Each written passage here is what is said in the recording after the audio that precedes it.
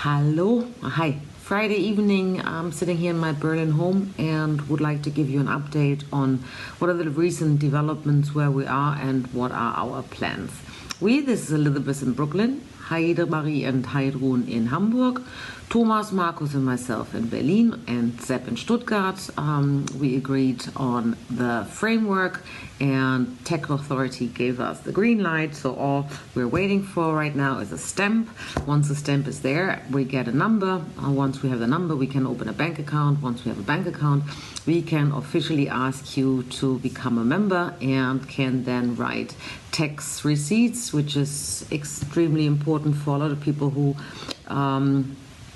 want to donate, and then can get this receipt, which before we couldn't give because we weren't an organization and it was handled by me privately. So that's all good, and we hope doing so within the next 2 weeks, that we then can start a massive fundraising campaign, which doesn't mean that you cannot now already give us a support.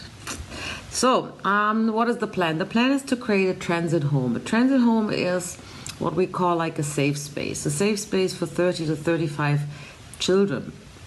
There's a hotline in Nepal, in Kathmandu, and it's a 104 number. That's the name of the program, and a lot of people don't even know that this number exists. It can be called when there are stray children found, or children that are victims of abuse.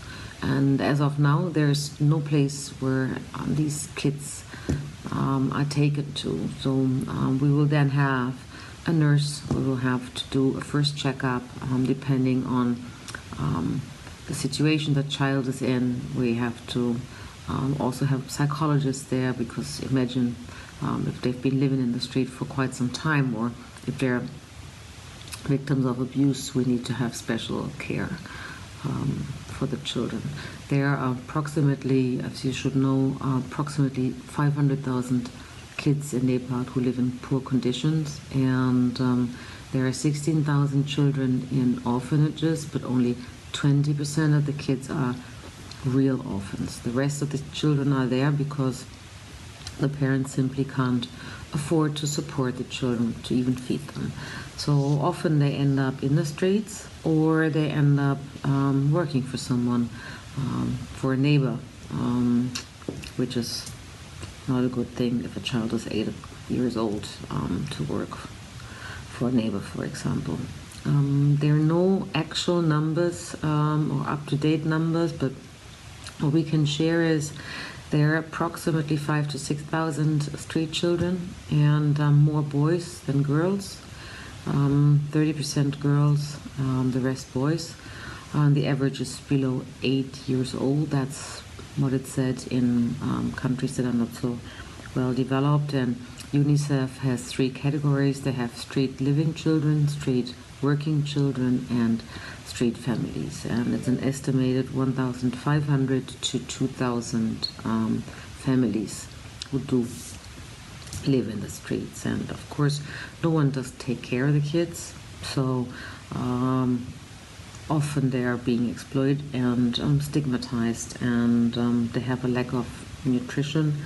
They have respiratory, can't really pronounce this word properly, diseases, and often also, as you can imagine, sexually transmitted diseases.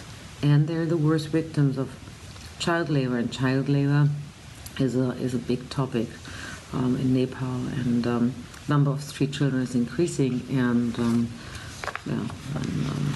the predominantly girls that end up in the adult entertainment or sex industry is increasing as well, as we can imagine. There is this report where I would like to give you a few numbers, and it's from the Central Bureau of Statistics in Nepal from 2010.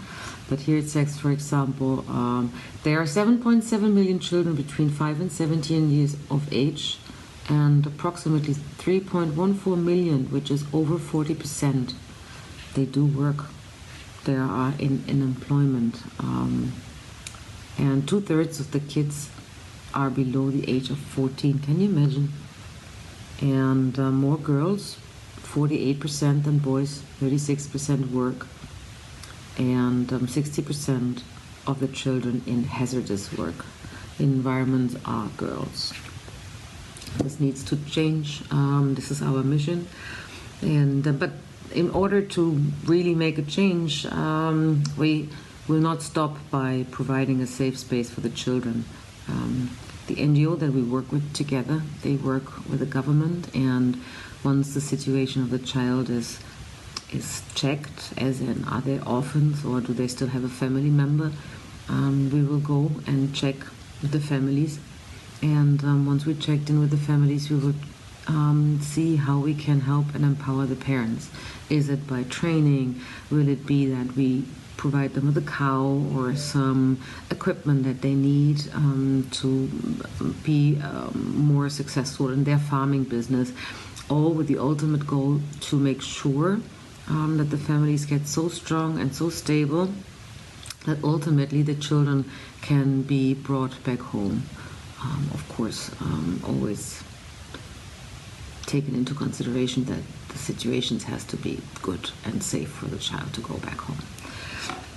We're funded completely and entirely through fundraising. We estimated that we will be needing approximately $60,000 to run the home. It's, as I said, for 30 to 35 children.